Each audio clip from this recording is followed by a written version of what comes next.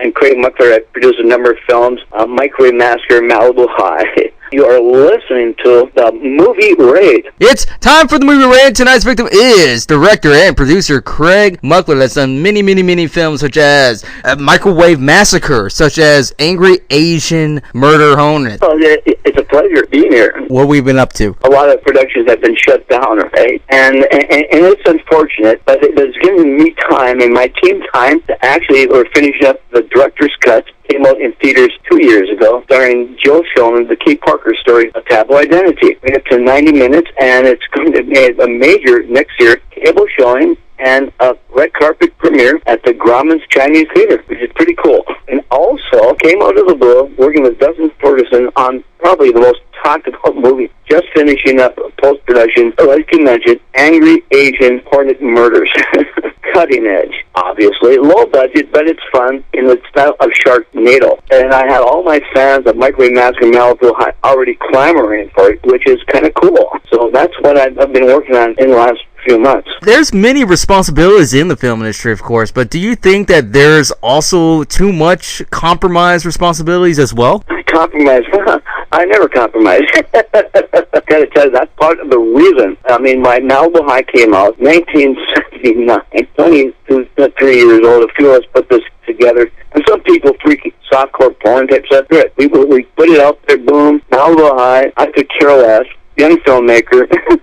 And we just really, Crown International picked us up, gave us what it cost to make the freaking film. I went out there, R-rated, played all drivers all over the place. And I could care less what other distributors or who people thought about it, if you know what I mean. I just did it my way. And same thing on Microwave Massacre. And now, certainly this film, all people are going to probably shudder that we are using a subject that just came out a couple weeks ago about killer hornet. These killer hornets are like butterflies to compare to what's really happening with the coronavirus, if you know what I mean. There's a lot of reasoning and having to get these films out there, especially of today. A lot of filmmakers are trying to get these movies out there. It's like compromise, take away something or gain something just so they can get their movie out there. Like it's their gain, but it's the filmmakers lost, or vice versa. But the movie will be out there. But unfortunately, it's becoming more and more worse for these filmmakers unless you know the right area to place the film in, and so it can grow. Sure, and like I always said, I love what the word cult film means. There weren't even such words as cult film, but what really is a true cult film, and that's why you follow your dream the way you want it made as a filmmaker. Why? Because it's the audience. It's the audience that will finally catch on. On the Rocky Horror Picture Show, for example, it was a freaking bomb. The audience caught it because what? The filmmakers did it their way. It didn't compromise to anyone, even the studios, and within 3 years after it was released, it's the biggest cult film in the world, and within years, it would be all over $100 million just made all the time. A true cult film, you can't make a cult film, it has to make itself sometimes. That's what I did with Microwave Massacre, Malibu High. It's the audience that found it. And so you didn't compromise, and all of a sudden, they're your fans, and they are thankful that you did it your way. On Microwave Massacre, it took 3 years to get it out there. Paramount wanted it, United Film Distribution and wanted it, and so we even changed a few things here just to get it released. And I says, well, screw it. What can we do? It took 3 years for that film to get released because no one understood it. But when it did release, my God, we were on the cutting edge. Nothing like it in the world ever. And finally, it got released in 1983. That was when they was just, screw it, Tom. Wayne, let's put it, this is the way it's meant to be. It takes Paramount past 3 years ago. But in 1983, when it erupted, I had this huge audience just like waiting for it. And 1983, it was one of the top 3 moneymaker VHSs in the United States. I made a separate deal for England, and there, the Arabian film, one of the top 5 movies on DVD in England. So we didn't compromise, and then came out with drive-ins. It was the first film ever to be released on drive-in theaters and VHS for the first time. So we made history back then. Yeah, no compromise for anybody. But the bottom line is, you've got the story out there, you got the vision out there, and you've got what you mostly accomplished despite having to jump all these little hurdles and whatnot, because and in the end, you kind of actually did get it your own way. Tough business. I mean, I made 2 major hate cults, and I still got screwed in the profits. that happens too. You know what I mean? You do everything, and then boom, Malibu High made all this money, and somehow we had to give that turn. You get some of our money back. You either compromise, or you then get screwed, and then you have to fight for your project, get your money that deserve you. I mean, it's a whole hard project, and for students of film out there, you got to know that you're going to have a lot of hard knocks, but in the long run, it's still worth it. No matter you screw on money, this and that, but in the long run.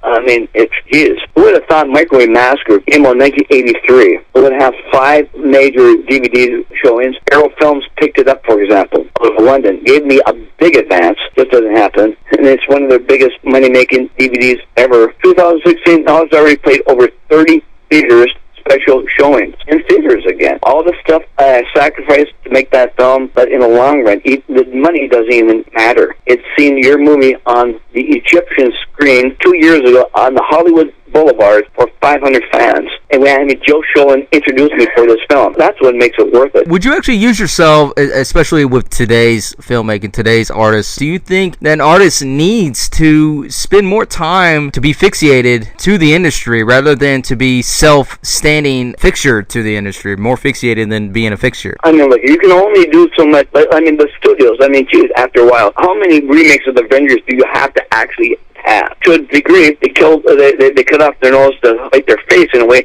trying to eliminate the little guy, the independents, which they tried doing. But guess what? Look at independent films right now, especially with this virus going on, shut them down. They're clamoring, like Netflix, for these little films. The suits literally have run the studios. I mean, the suits are making the decisions for the film, for the audiences. For example, in 1977, they made Star Wars, and no one wanted it. Are you kidding me?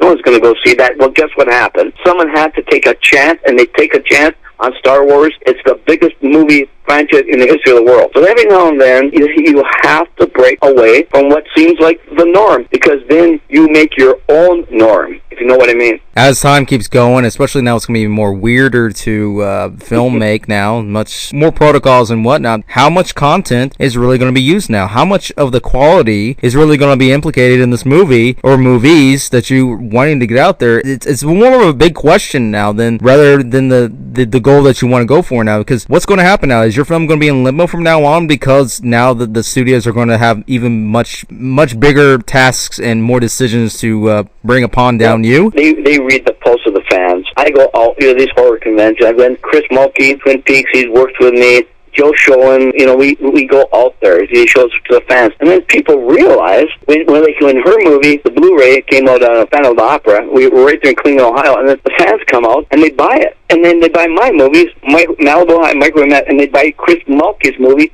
that he's in, like The Purge and all this stuff. And then they realize, hey, man, let's see what the fans want for a change. They should have the decision from the president of some major studio to look what the fans really are asking for, because they're smarter than that. You can give them a new project, an independent film, and by George, it might become a hit. Yeah, it's not about statistics, logics, and all this other stuff. It's like, if it's going to make a move, okay, make the movie to make that move, and let it sit in the water. And if you get enough grabbers, okay, then work with that. Work with what kind of flow this type of movie can be. And if it doesn't work out, okay, maybe you could still work with it, but do it in a different way, or simply to scrap it all together. But don't toss out your director and stuff for just because of that. I mean, they're not the failure here. It's just maybe that's not just the right direction at this time, or maybe that's not the not the right direction in general. But do you think that when working with especially low budget, since like Microwave Massacre and so forth, and films like that and projects, that content is mostly overlapping quality or even sacrifice at times? Do you think that happens a lot even now, or can it be even more dangerous now than ever? No, believe me. I mean, hell, there was a big major film like 2 years ago, removing the lead director. I believe they brought in Ron Howard. So this can be in the very beginning of a film. All of a sudden,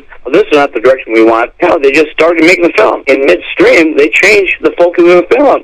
And, I mean, sometimes it might work of the movie Popcorn with D. Wallace, my friends D. Wallace and Joe Schoen. I mean, there's a film, they started the freaking production already in the film. Not like the first 3 days, they got rid of the director, and guess what? A week later, they recast the whole freaking film. It takes on a whole different idea. Sometimes it works. In the movie Popcorn, it actually worked, but a lot of times you do that, it's a disaster. Being self-independent is kind of risky, especially now. It's a great thing to be self-independent, but at the same time, it's not just your works that's got to be self-independent, but you yourself has to be self-independent to an extent, so that you know for the fact that this is what you want, this is what you want to perceive. But at the same time, of course, you've got to get some kind of a direction too, of how can you direct this film over to where it needs to be without having to be completely controlled by it. Right. I mean, case in point is my own movie. Two directors brought this other guy on, but trying to almost take the whole film away from our creative people. David W. Wall. I had the #1 sexual theorist in the world. Kate Parker's story transformed herself from the #1 adult film star in the world to the #1 metaphysical counselor, right? Therapist. And it was kind of taking different direction when we got this one editor involved. And we were under the wire. Things happened under the wire because I had a pretty good budget. I had an executive producer. We had to get the film out. We did it, and I did sacrifice a few things at the time. And I mean, current tabloid identity. Play some theaters, this and that, Parkway Theater, Minneapolis, and Lemley Theaters out there. And people had come, even our interviewer, Joe Shulman, says, this isn't quite the dream you guys wanted, is it? I said, no, you can tell.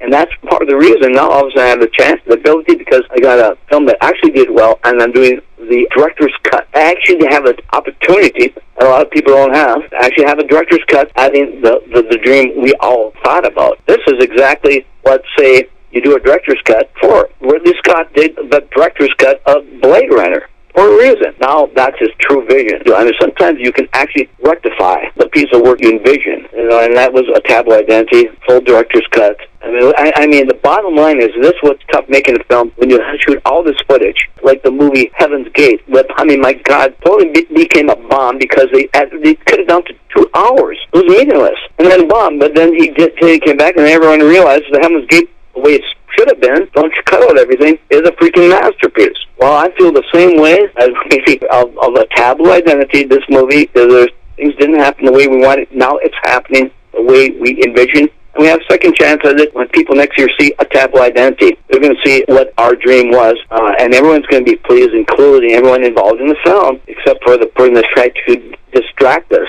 from our vision. Jill Schoen certainly will. She's in all the scenes that she should have been in the beginning, and she's miraculous at it, as is Kate Parker. Just because the film is released doesn't always end there. Aliens doesn't just end there. They went back and put the footage back. That The Exorcist, the biggest horror films of all time. Linda Blair, and I remember that when she did these scenes, climbing down the stairs backwards, and the studio thought, oh, that was too much for people. So they left it out. Well, years later, I said, what the hell? They put it back in, and that director's cut, released years ago, they put everything back, and that's people said, oh, it changes the view of the movie. No, it didn't. You just saw the original draft, which was not supposed to be. It's like taking a Rembrandt painting, and someone says, oh, leave that off. leave that smile off, right? It does. Oh, he puts it back to smile, now it's Mona Lisa. You know what I mean? So you still have time. You can go back and rectify what powers to be at the time a studio head wanted it his way. But it's not his way. It's not his dream. It's not his project. It's not his film. It's not his art. And that's why I feel on my own film, A Tabloid Identity, for example. Go and plug in any websites that we can check out right now. Actually, anyone can go, for example, Muckler Massacre and Tabloid Identity. You can always check it. They're always on Amazon Prime. Malibu High has also just got Blu-ray release. In fact, I have right now Microwave Massacre and another film I did called The Flesh Merchant. I did with Joe Estes, all these people. That's also, they're on Tubi right now, too. Also, anyone can check my Facebook. Also, the fan club, Craig Muckler's fan club, is also a site for my upcoming TV show, The Hollywood Showcase with Craig Muckler. When I look at it, young filmmakers network all the time, and never burn a bridge. Never. You just don't do that, because it'll come back to haunt you, and you might want to work with that person down the road that you thought you didn't get wrong with. Next thing you know, you'll make a masterpiece together. There you have it, everybody. That is director-producer Craig Muckler. Thank you.